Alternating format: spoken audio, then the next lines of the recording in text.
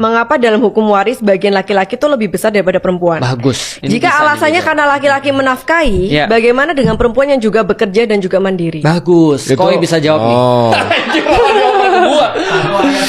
Sabar, ulangi lagi dong. Gue mau meresapi. Jika Gue mau coba Islam bikin tesis. mengajarkan keadilan. Jadi gini, aku mau kasih tau dulu premisnya. Di dalam Islam, hak warisnya perempuan tuh setengah daripada laki-laki.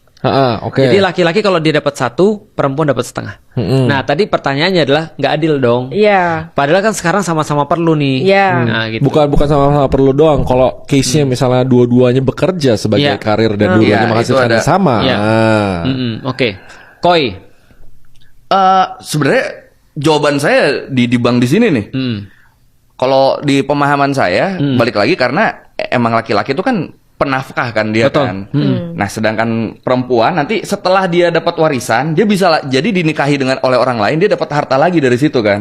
Sedangkan laki-laki Bagus kalau mau dapat jawabannya. warisan ya satu-satunya Logik. ya dari dia bekerja dan warisan dari orang tuanya itu doang. Sedangkan perempuan tuh pintunya bisa lebih banyak. Ya, itu jawabannya. Tapi kalau misalnya dia nggak nikah-nikah, ceweknya misalnya nggak laku gitu, Betul. Oke, itu tetap jawabannya. Itu tetap jawabannya. jadi tetap mengandalkan potensi dia bisa nikah dengan cowok. Bukan. Jadi gini, jawaban koi udah benar tadi. Itu sudah Oke. jawaban semuanya. Jadi gini cerita, di dalam Islam laki-laki itu adalah penanggung. Jadi dia menanggung semua perempuan yang ada di sekelilingnya. Oke. Khususnya yang dekat ya, ibunya, saudara perempuannya, atau terus kemudian adik perempuannya, saudara perempuannya, anak perempuannya, dan seterusnya. Itu semua laki-laki tuh.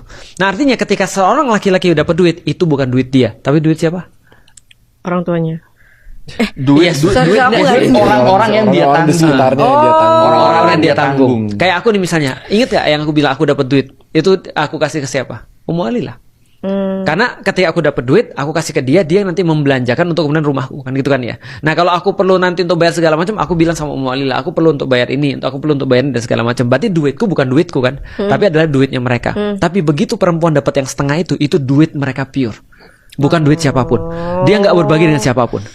Malah lebih enak perempuan. Gimana perempuan? Karena itu setengah duit dia pure. Dapat setengah tapi udah langsung buat dia. Sedangkan laki-laki dapat satu tapi tetap harus dibagi-bagi. harus masih ada bagi-bagi. ibunya, masih ada itu, masih ada adeknya mungkin.